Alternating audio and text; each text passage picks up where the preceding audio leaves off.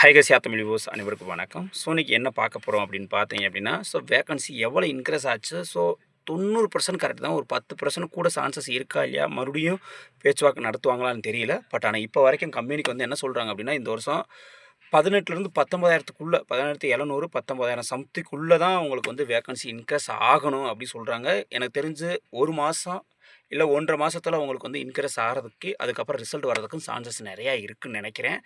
Okay, இது ரிசல்ட்னா உங்களுக்கு வந்துட்டு நான் சொல்கிறேன், செப்டம்பருக்கு அப்புறம் தான் உங்களுக்கு பிசிக்கல் நடக்கிறதுக்கு சான்சஸ் இருக்குது. ஆனால் ஜூலையில் வந்துட்டு லாஸ்ட் இல்லை ஆகஸ்ட் ஃபஸ்ட்டு வீக்கில் உங்களுக்கு என்ன பண்ணலாம் அப்படின்னா ரிசல்ட் கொடுக்கறதுக்கு சான்சஸ் இருக்குது. ஆனால் கன்ஃபார்மாக இல்லை. ஸோ சொல்கிறாங்க அந்த கம்பெனிலேருந்து, ஏதாவது கன்ஃபார்மாக வந்துச்சு இந்த டேட்டில் தான் வரப்போகுது வைக்கிது அப்படின்னா உங்களுக்கு நான் கண்டிப்பாக வீடியோ போட்டுருவேன்.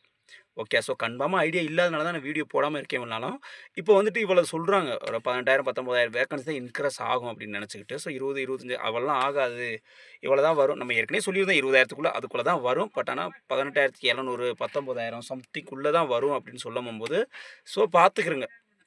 ஓகே, ஸோ எல்லாருமே படிக்கிறத விட்டுறாதீங்க. ஸோ படிச்சுக்கிட்டே இருங்க. கம்மியான மார்க்லாம் எடுத்திருக்கேன், அசால்ட்டாக அதெல்லாம் கிடச்சிரும், நிறையா இன்க்ரீஸ் ஆகும் அப்படிலாம் நினச்சிட்டு இருப்பீங்களா, அவங்களுக்கானது அந்த வீடியோ.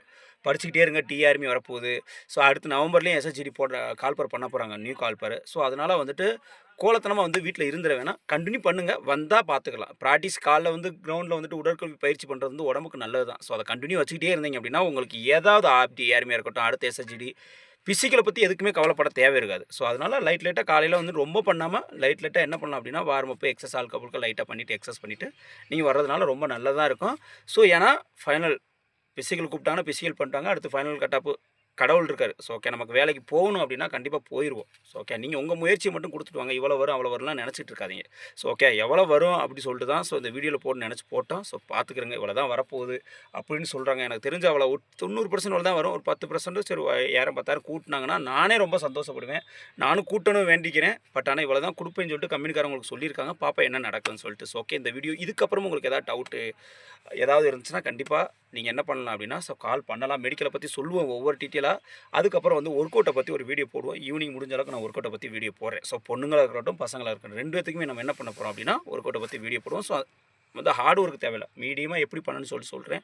அதை ஃபாலோ பண்ணுங்கள். ஈஸியாக நீங்கள் பாஸ் பண்ணிடலாம். ஸோ 2வது ரொம்ப உடம்ப டயர்டாகாமல் ஓரளவு பெஸ்ட்டான ஒர்க் அவுட்டை கொடுப்பேன். அந்த ஒர்க் அவுட்டை ஃபாலோ பண்ணுங்கள், கண்டிப்பாக சக்ஸஸ்ஃபுல் ஆகும்.